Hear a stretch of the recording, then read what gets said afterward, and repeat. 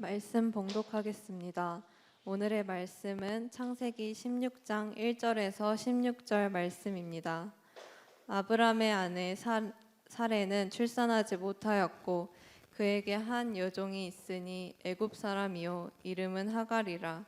사레가 아브람에게 이르되 여호와께서 내 출산을 허락하지 아니하셨으니 원하건대 내 여종에게 들어가라. 내가 혹 그로 말미암아 자녀를 얻을까 하노라 하매 아브람이 사레의 말을 들으니라. 아브람의 아내 사레가 그 여종 애굽 사람 하갈을 데려가가 그 남편 아브람에게 첩으로 준 때는 아브람이 가나안 땅에 거주한 지 10년 후였더라. 아브람이 하갈과 동침하였더니 하갈이 임신하매 그가 자기의 임신함을 알고 그의 여주인을 멸시한지라. 사레가 아브라함에게 이르되 내가 받는 모욕은 당신이 받아야 옳도다.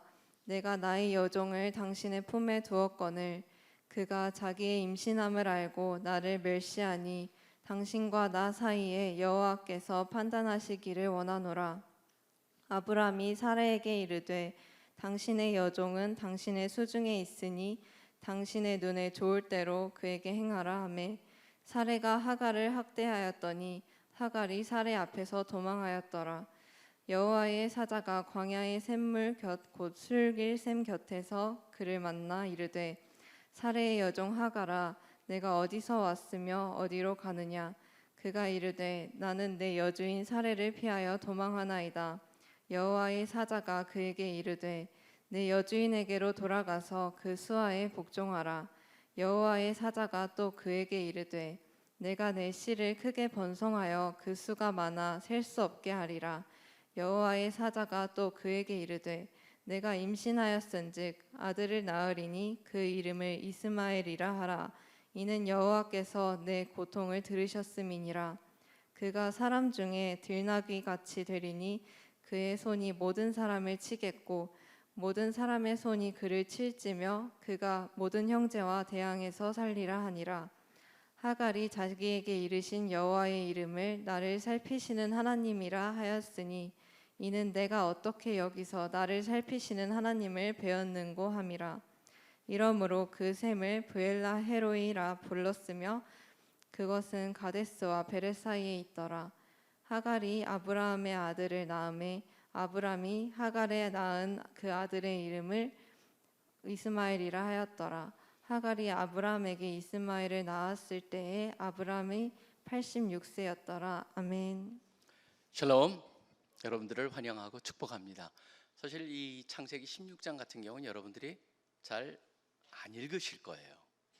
그리고 읽어도 이게 왜 여기에 있을까? 이것을 통해서 우리 현대를 살아가고 있는 우리들한테 무슨 메시지가 될까? 참 다양하게 여기서 볼 겁니다. 근데 저는 굉장히 중요한 내용들이 여기에 담겨 있다고 믿습니다. 왜 그러냐면은 사실 이 세상을 살아가면서 우리가 하나님과 우리의 관계 속에서 많은 것들을 생각하게 됩니다. 하나님은 과연 어떤 분이실까?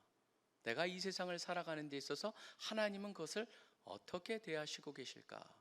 과연 그러한 하나님을 향해서 우리가 어떻게 반응해야 되는가? 그것을 갖다 직접적으로 보게 해주는 것.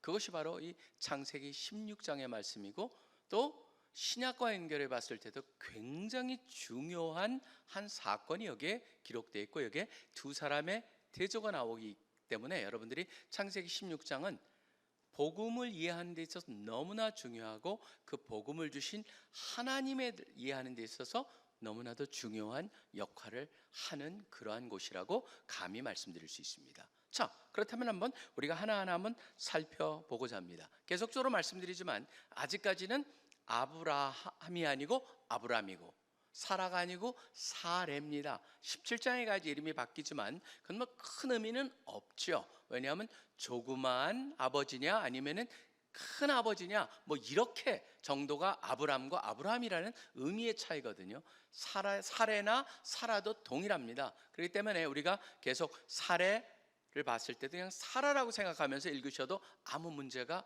없습니다. 자, 근데 첫 번째 우리가 볼 수 있는 건 이 사건 전체를 통해서 첫 번째 우리가 분명히 알 수 있는 거 한 가지가 있습니다. 뭐냐면은 왜 우리는 하나님의 말씀만을 들어야 하는가를 잘 보여주고 있습니다.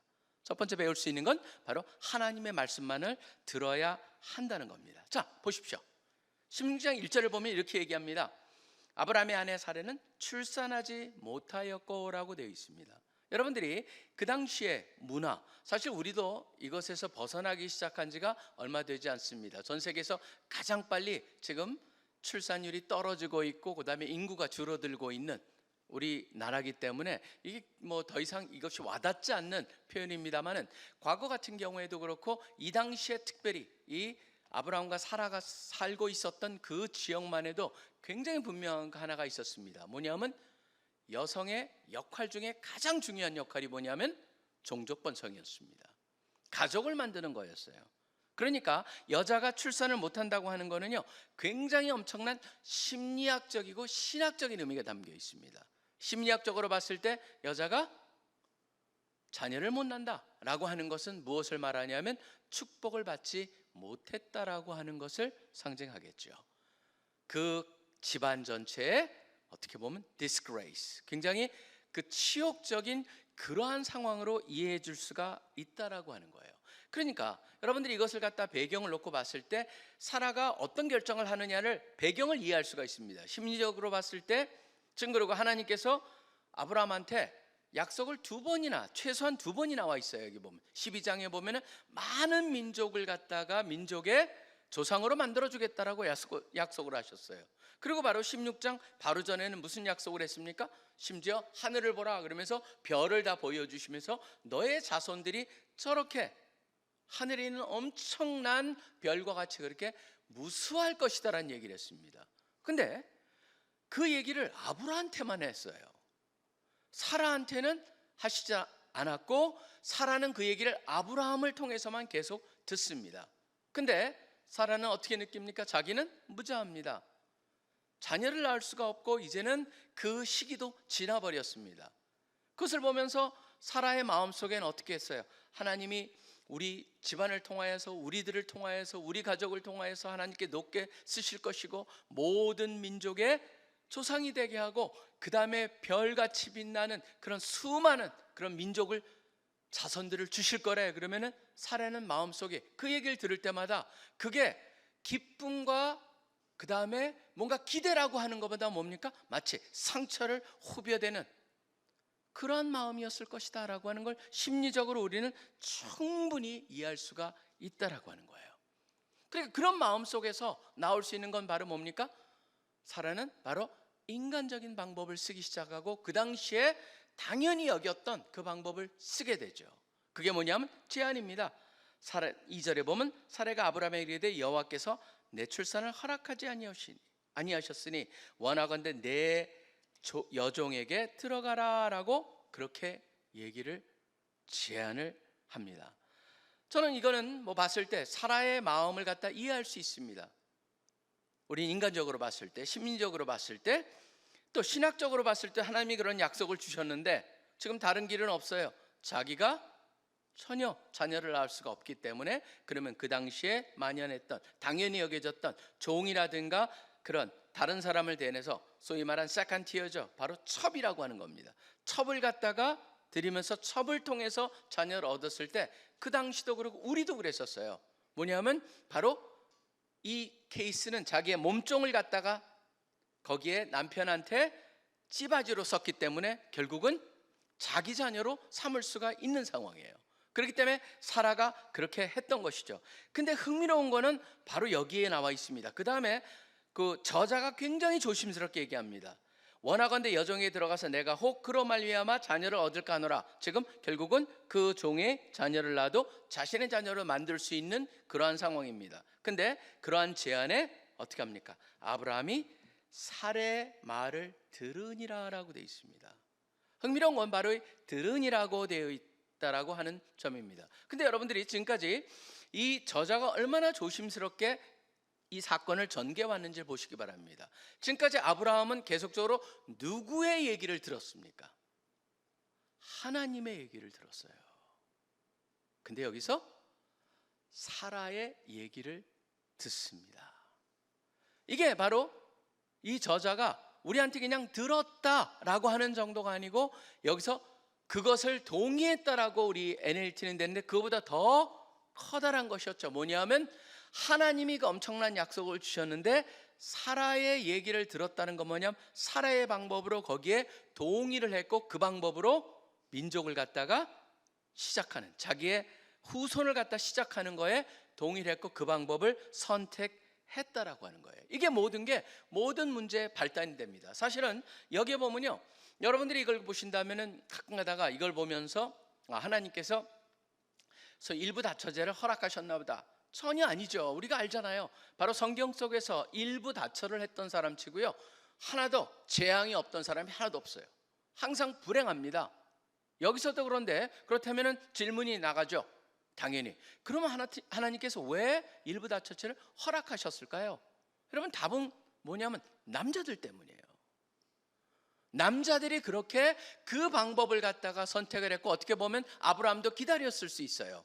자녀가 안 나오니까 그 당시에 만연했던 그 방법을 가지고 사라가 제안을 했으면은, 사라를 사랑했기 때문에 그런 것도 있겠죠. 기다렸는데 바로 사라가 그 제안을 하니까 그래, 그 방법을 취하자, 그래가지고 했죠. 그러다 보니까 사실은요, 그러한 모든 것 속에서 결국 이 방법을 취함으로써 피해자는 누굽니까? 사라도 심리적으로 굉장히 엄청난 피해를 받습니다. 왜냐하면 이게 되자마자부터 갈등이 생기죠. 거기서 나온 서자인 이스마엘 같은 경우에는 얼마나 또 갈등이 생기겠습니까? 사실 보면은 밑에 이스마엘을 갖다 뭐라고 했습니까? 12절 같은 경우에 그가 사람들 중에 들나귀 같이 되겠다라고 하는 얘기를 합니다. 나중에 보시면은 이스마엘과 태어난 이삭은요 13, 14살 차이가 납니다. 장자입니다. 그런데 이 두 번째로 난 이삭이 나중에 약속의 자손으로 주어졌을 때 이스마엘은 자라면서 계속적으로 뭘 듣습니까? 너는 첩의 자녀야.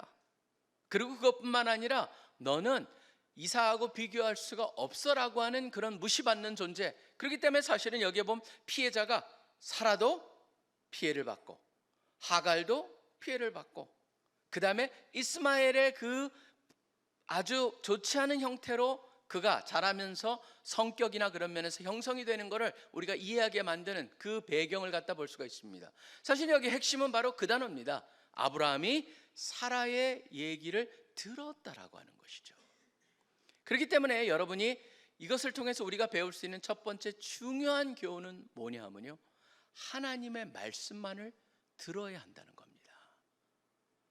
쉬운 것 같지만 또 어렵고 어려운 것 같지만 가장 좋은 방법이기 때문에 우리가 우리 마음속에 기억을 하면서 하나님의 말씀, 세상을 살다 보면 수많은 유혹이 있습니다. 그럴듯하게 들리는 것도 있습니다. 그렇지만 하나님의 말씀에 때로는 어긋나거나 하나님의 말씀에 비껴간 것을 택한다고 했을 때 그것은 결코 좋은 결과로 이어지지 못한다. 그렇기 때문에 하나님의 말씀만을 듣자라고 하는 것을 여러분들이 꼭 기억하시기를 바랍니다.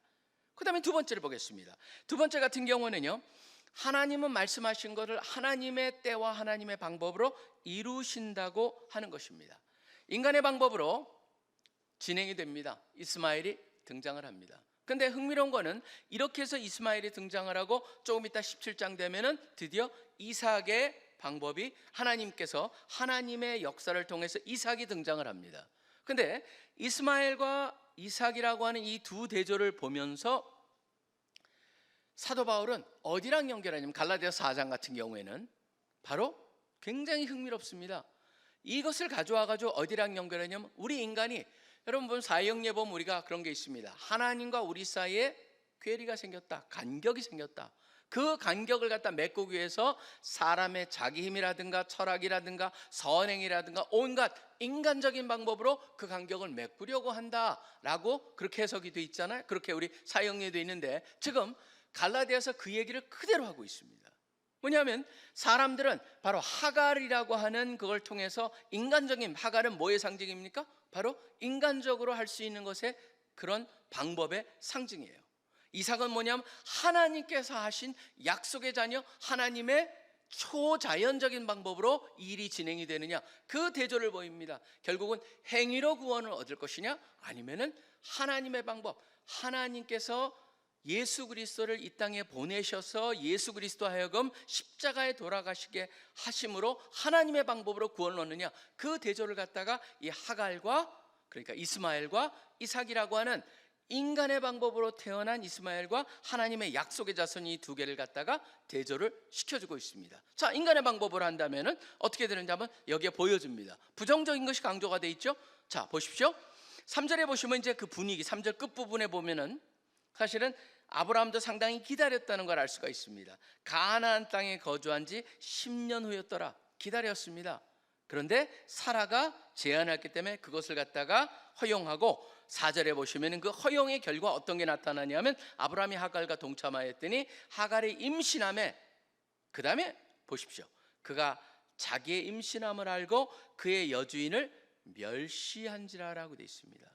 여러분, 우리는 멸시라고 되어 있는데 사실은요, 그 히브리어는 굉장히 그래픽합니다. 그림을 그려두시지 아주 이게 뭐 추상적인 개념보다는 어떻게 보냐면 원래 그 히브리어 자체가 어떤 의미냐면요, 그 자기 여주인 사라가 작게 보였다라고 표현을 합니다. 그러니까 굉장히 그래픽해요. 별 볼 일 없게 보였다.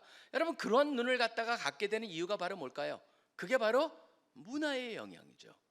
그 당시에는 여자가 자녀를 낳는다라고 하는 것, 낳지 않는 여자를 향해서는 뭐예요? 굉장히 그 존재가 적게 보일 수 있다라고 하는 것을 갖다 거기에 그대로 쫓아가지고 합니다. 그러니까 얼마나 사라가 속이 상했겠어요. 사라가 굉장히 속이 상하니까 지금 5절에 가서 얘기합니다. 사라가 아브라함에게 이르되 내가 받은 모욕, 굉장히 모욕을 당했습니다. 그러니까 얘기하냐면 당신이, 모욕은 당신이 받아야 옳도다.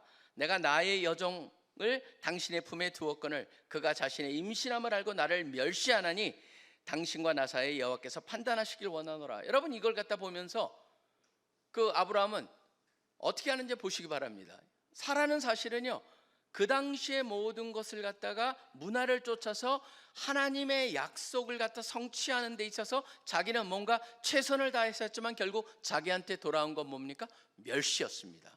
그러니까 아브라함이 어떻게 하는지 보십시오. 6절에 보시면 아브라함이 사라에게 이르되 당신의 여종은 당신의 수중에 있으니 당신의 눈에 좋을 대로 그에게 행하라. 이건 뭐예요? 아브라함이요, 지극히 무책임하고 어떻게 보면 지극히 한심한 반응을 하고 있는 거잖아요. 보면은 내가 얘기하겠다, 내가 야단을 치겠다, 그것도 아니에요. 결국은 여기서 보면은 아브라함이라고 하는 존재는요, 여러분 보시면 아브라함이, 제가 계속 말씀드리지만 굉장히 대단하기 때문에 하나님이 택하셨기보다는 결국 하나님께서 택하셨기 때문에 위대한 사람이 되어간다라고 말씀드린 걸 다시 한번 보게 만들죠. 저는 여기서 보면 굉장히 아브라함은요, 무책임할 뿐만 아니라 어떻게 보면은 한심하다고 할 정도입니다. 그것을 듣고 사라가 어떻게 합니까? 하갈을 학대하였다라고 되어 있습니다. 여종이었으니까요, 노예였기 때문에 아마 매질을 했을 수도 있습니다. 얼마나 힘들게 했을까라고 생각을 합니다. 그러니까 하갈이 임신한 몸으로 도망하죠. 그건 뭘 상상할 수 있냐면 굉장히 힘들었다고 하는 것을 상상해 볼 수가 있습니다. 자, 그러면 사람들이 여기서 이걸 가끔가다 보면서 이렇게 얘기합니다. 하갈과 사라를 갖다 하면서 하갈은 바로 교만했다, 사라는 그렇기 때문에 질투했다. 이거는요, 지극히 단순한 그런 대조예요. 사실은요, 겉으로 보기에는 하갈은 굉장히 교만했고 사라가 질투를 한 거는 맞죠. 그렇지만 여러분, 그게 여기서 보여주는 걸까요? 아니에요. 저는요, 우리가 거기에 머물다 보면 맞아, 우리는 교만하지 말아야 돼, 질투해서는 안 돼, 그게 아니에요. 사실은요, 누구나 왜 무엇이 하갈로 하여금 교만하게 만들었고 무엇이 사라로 하여금 질투하게 만들었을까를 잘 보실 필요가 있습니다. 그 당시에 뭐였어요? 결국은요, 자녀는요, 여자한테 자본과 같은 것이었어요. 바로 자기의 자산이었어요. 재산이었어요. 지금 저는 그 눈으로 여러분 한번 보시기 바랍니다. 지금 우리가 21세기를 살아가면서 우리가 우리의 정체성, 마치 하갈이 자녀가 생기기 때문에 나는 바로 이 아이의 엄마야 라고 하는 그런 것 때문에 그 아이를 못 낳는 사라를 향해서 너는 그렇기 때문에 초라한 인간이야 라고 볼 수 있게 만드는 그것이 우리한테도 있습니다. 이 사회가 우리한테 그렇게 만들죠. 우리 사회가 뭐를 그렇게 만듭니까? 저는 뭐냐면요, 왜 사람들이 그렇게 대기업을 선호할까라고 하면 그 안에 심리적인 데 들어가 보면요, 뭐가 있냐면 어디 대기업의 이름 어디 다닌다 그러면 거길 다니냐 그러면서 그 사람이 다르게 보인다라고 하는 그런 분위기가 우리 속에 있는 것이죠.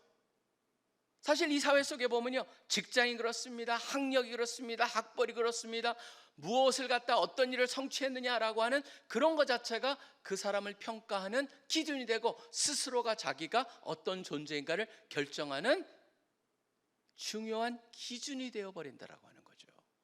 그런 면에서 하갈한테 그 임신을 했고 자녀가 생겼다는 그 자체가 교만하게 만들듯이 우리도 지금 이 시대를 살아가면서 혹시라도 우리 속에 바로 가질 수 있는 그러한 잘못된 생각들을 가지고 그걸로 나를 갖다 대단하고 평가할 수 있고 그렇지 못한 사람을 갖다가 좀 열등적으로 평가할 수 있는 그런 속에 만약 우리가 가지고 있다면, 그런 생각이 있다면 그거는요 바로 똑같습니다. 여기랑 그 시대가 요구하는, 그 문화가 요구하는 그 속에 이미 우리가 빠져 있다라고 하는 굉장히 중요한 잣대가 될 것입니다. 그렇기 때문에 그것을 뛰어넘을 수 있는 것, 그러다 보니까 사실은 이 하갈 얘기랑 이삭 얘기를 하면서 흥미로운 건 바로 뭐냐면요, 갈라디아 4장을 보시면은 어떤 얘기를 하냐면은 사도 바울이 갈라디아 4장에서 그 하갈과 그 얘기를 하면서 재미있는 거는 바로 이것을 갖다 얘기하고 있는 겁니다. 27절에 보면은 그 4장 갈라디아 4장 27절에 보면 이걸 얘기합니다. 잉태하지 못한 자여 즐거워하라, 산고를 모른 자여 소리질러 외치라, 이는 홀로 사는 자의 자녀가 남편 있는 자의 자녀보다 많음이라 하는 이사야서 54장 1절을 언급을 해요. 특이하지 않습니까?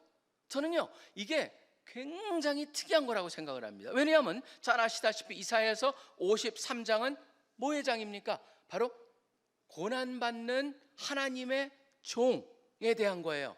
그렇기 때문에 거기에 보면 메시아에 대한 예언으로 가득 차 있는 게 53장이거든요 54장을 시작하자마자 그 자녀의 얘기를 하면서 많을 것이다. 하갈 얘기하면서도 무슨 얘기를 한 거예요? 여러분 보시면요, 그걸 통해서 뭘 보여주는 거냐 하면 그 당시에 하갈과 사라라고 하는 것을 통해 가지고 자녀가 없는 사라를 향해서 염두에 두면서도 뭡니까? 자녀가 없을지라도 그 자녀 있는 자보다 더 많은 자녀를 주실 거다라고 하는 그거랑 연결을 해서 뭘 보여주냐 하면 결국 인간적으로 자랑스럽게 여기고 인간적으로 우리가 대단하고 여길 수 있는 그거는 하나님의 방법으로 봤을 땐 아무것도 아니라고 하는 것을 대조를 보여주고 있다라고 하는 겁니다. 옆으로 살짝 빠져보죠. 저는요, 여러분 사도행전 보면은 그게 나옵니다. 빌립이 이렇게 가는데 거기에 보면은 가다가 누굴 만납니까? 말을 타고 그 다음에 그 마차를 타고 예루살렘에 들렸다가 이디오피아로 돌아가는 네시 얘기가 나오죠. 네시 얘기가 나오면서 네시가 고민을 하고 있어요. 뭐냐 그랬더니 이사야서를 갖다 얘기하면서 내가 여기가 잘 이해가 되지 않는다. 사실 무엇이 그렇게 그 네시의 마음을 사로잡았을까요? 바로 뭐냐면요, 53장을 읽고 있었거든요. 그런데 우리같이 장애 구분이 없어요. 그러니까 조금만 더 나가면 뭐가 나옵니까? 무자한 자가 자녀가 더 많을 것이다 라고 하는 것을 갖다가 자기랑 연결해 봤을 때 하나님의 뭔가 특별한 의미가 담겨 있을 것이다 라고 기대했기 때문에 물어보지 않았을까? 우리가 그것까지도 생각해 보게 만드는 게 바로 이사야서 53장의 메시아에 대한 예언과 54장 1절에 대한 것, 그것을 갖다가 우리가 생각해 볼 수가 있고, 또 사도 바울도 그 두 개를 보았기 때문에 연결을 해가지고 갈라디아 4장에서 얘기하고 있다라고 하는 겁니다. 저는 그렇기 때문에 여러분 여기서 보여주는 두 번째 가장 중요한 건 바로 뭐냐면요, 우리가 우리의 방법으로 우리가 생각하는 대로 하나님의 말씀과 약속을 갖다가 판단하려고 하지 말고 하나님의 때 하나님 방법으로 되어지는 것을 기다릴 수 있고 인내할 수 있고 바라볼 수 있는, 그렇기 때문에 여호와를 앙망하는 자는 새 힘을 얻으리니, 그 앙망이란 단어가 바로 뭐냐면 기대한다, 바라본다, 그 다음에 그렇기 때문에 안식할 수 있다는 의미가 합쳐진 단어거든요. 그렇기 때문에 그러한 신앙을 가지고 살아가야 한다라고 하는 것을 이 말씀을 통해서 다시 한번 보여주고 있습니다. 인간적인 방법으로 우리가 대신 뭔가 우리의 방법으로 해결하려고 했을 때 더 많은 문제점이 생긴다라는 것을 잘 보여주는 게 바로 이 하갈과 사라라고 하는, 이스마엘과 이삭이라고 하는 이 사건을 통해서 우리한테 두 번째로 말씀하시는 겁니다. 세 번째는 가장 어떻게 보면 중요한 거라고 할 수가 있습니다. 바로 이것을 통해서 복음 안에 담겨 있는 하나님의 속성, 하나님의 마음, 하나님이 어떤 분인가를 분명히 알아야 된다는 거예요. 저는 여기 보면 흥미로운 게 있습니다. 왜냐하면 지금 하갈이 광야로 갑니다. 그랬더니 7절에 보시면은 여호와의 사자가 광야의 샘물 곁 곧 술길이라고 하는 그것에, 수루라고 하는 그 곁에서, 샘 곁에서 그를 만납니다. 여호와의 사자는요, 이 단어는 굉장히 독특한 단어입니다. 왜냐하면 여호와의 사자라고 하는 건 출애굽에도 나타나고 그 다음에 다양한 곳에 나타나는데, 누군지 사람들이 가끔 그냥 천사라고 해석하기에는 엄청납니다. 왜 그러냐면 주를 봤다라고 얘기하거든요. 그 다음에 여호와 사자라고 하는 표현은요, 구약에 나타난 예수님으로 보는 게 가장 정확한 표현입니다. 그러니까 예수님께서 사실 나타나셨다, 예수 그리스도가 구약에서 바로 나타나신 예수님이다라고 보는 게 문제가 하나도 없어요. 여러분이 이 여호와의 사자라고 하는 단어를 쫓아가가지고 한번 보신다면 왜 제가 그런 결론을 내린지 알 수가 있을 겁니다. 그렇기 때문에 있는 그대로 그냥 제가 말씀대로 받아주세요. 뭐냐면 그냥 예수 그리스도가, 구약에 예수 그리스도가 나타나셨다, 나타나가지고 뭐라 하십니까? 저는 굉장히 흥미로운 게 다른 게 아니고 질문을 하세요. 질문을 하시는데, 여종 하갈아 네가 어디서 왔으며 어디로 가느냐? 여러분, 저는 여기를 통해서 하나님은요, 우리한테 질문하시는 하나님이에요. 왜 질문하시냐면, 여러분, 그게 누구 방법입니까? 지금 우리가 쓰는 카운셀러의 방법이에요. 카운셀러는요, 질문을 통해서 그 사람으로 하여금 답을 찾아가게 만들죠. 구약에서도 마찬가지였어요. 아담과 하와가 죄를 지어가지고 부끄러워가지고 무화과 나무 잎으로 가리고 숨었어요. 그랬더니 하나님께서 아담아 네가 어디 있느냐라고 질문을 하세요. 그리고 네가 왜 숨었느냐라고 질문하세요. 흥미로운 건 바로 하나님께서 거기서 질문하며 펼쳐가시는 게 뭡니까? 아담으로 하여금 스스로를 돌아보게 만들죠. 저는 질문하시는 하나님, 그렇기 때문에 하나님은 어떤 분이냐를 보여주는 게 뭐냐면, 하나님은 우리가 어떤 일을 당했을 때 찾아오셔서 우리를 질문하시는, 상담해 주시는, 현대 말로 하면은 카운셀링 하시는 분이시라는 걸 여기에 보여주죠. 그러고 나서 이르되 사라의 여종 하갈아 네가 어디서 와서 피하라, 그러니까 내 주인 사라를 갖다가 피하여 도망하나이다 라고 얘기를 합니다. 그러니까 그 다음에 하시는 말씀은 뭐예요? 여호와의 사자가 그에게 이르되 네 주인에게로 돌아가서 그 수하에 복종하라, 다시 돌아가라 라고 얘기합니다. 그러고 나서 왜 돌아가야 되는가, 그 힘을 얻은 이유가 그 다음에 나옵니다. 하갈이 돌아가거든요. 여러분 잘 아시다시피 여기서 우리가 전제할 수 있는 건 뭡니까? 하나님을 사랑하는 자, 곧 그 뜻대로 부르심을 입은 자들에게는 모든 것이 합력하여 선을 이루죠.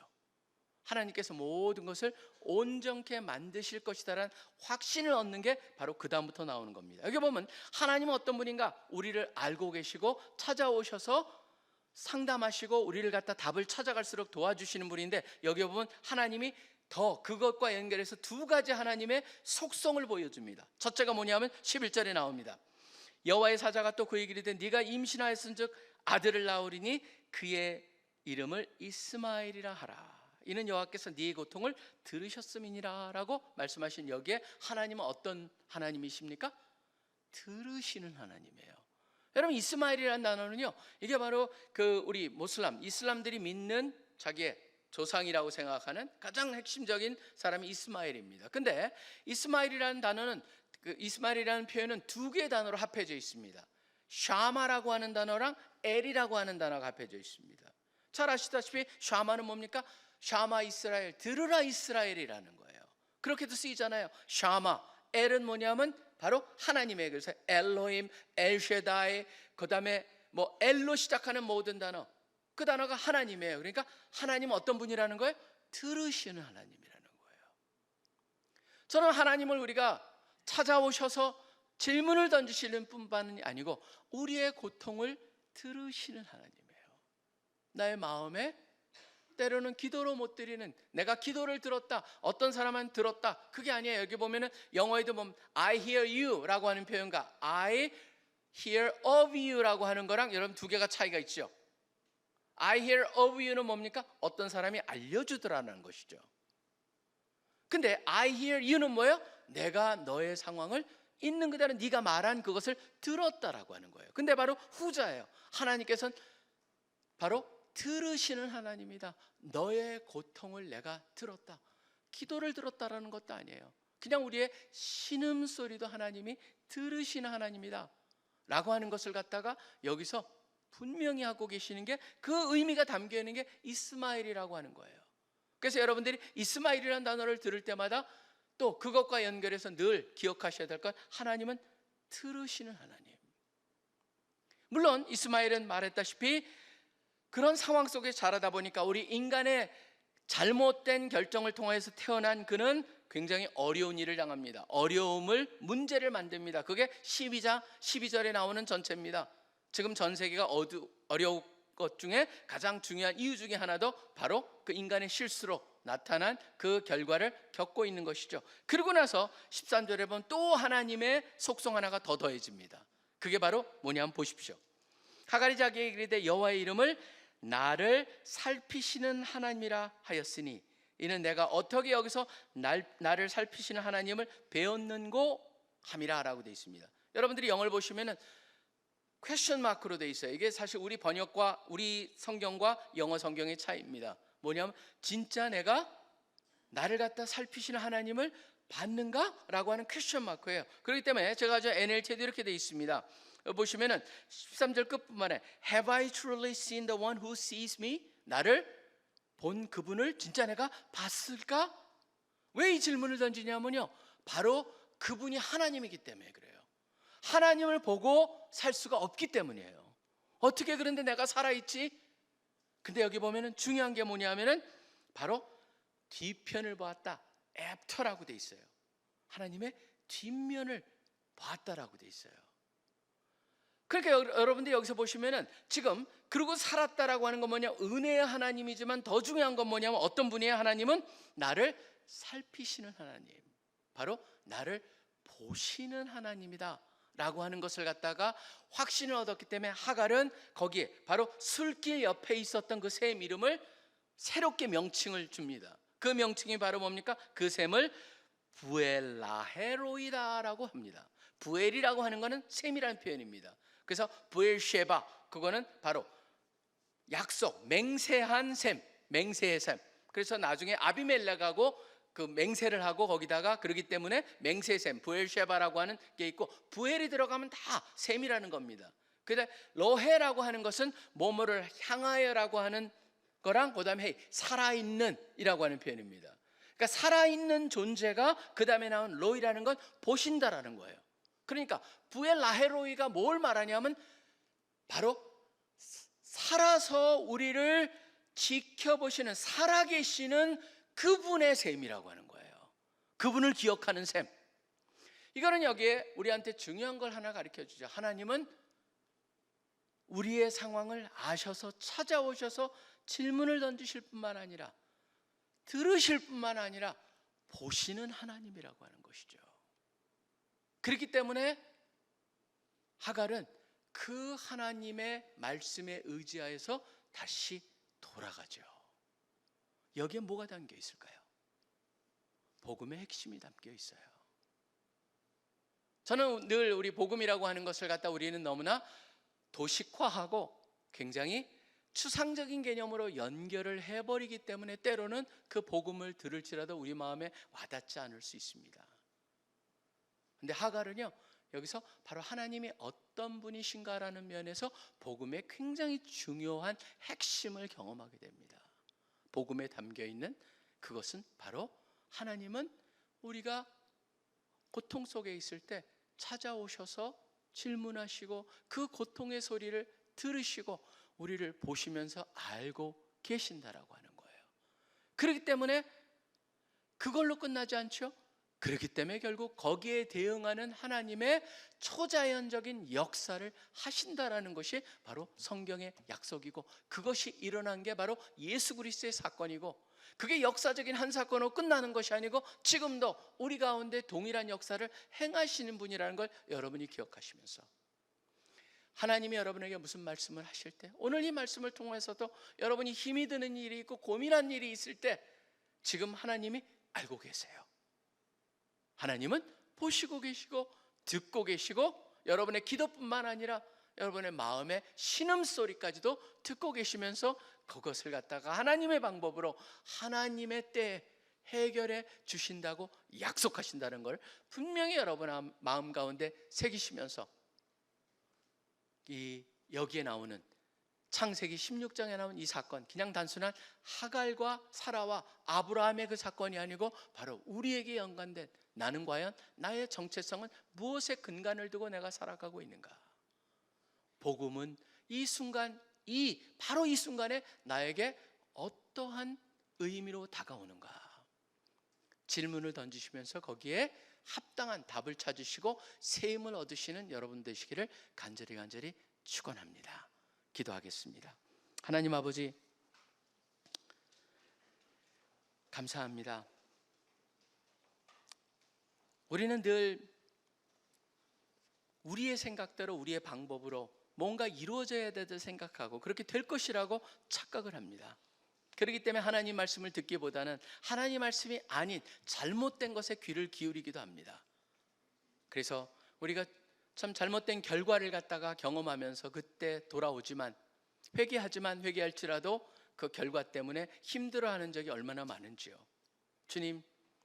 주님의 얘기에 더 민감하며 주님의 말씀을 듣겠다라고 하는 그 결심을 하는 순간 되게 하여 주시고, 또 주님을 신뢰하면서 주님의 방법과 주님의 때를 기다릴 수 있는 인내심을 허락하여 주시며, 또 주님은 우리를 갖다가 힘들 때 찾아와서 만나 주시고 질문해 주시며 또 듣고 계시며 우리의 고통까지도 우리를 보고 알고 계신다라는 그 사실을 분명히 기억하면서 주님을 더욱더 신뢰할 수 있게 하여 주시기를 소원합니다.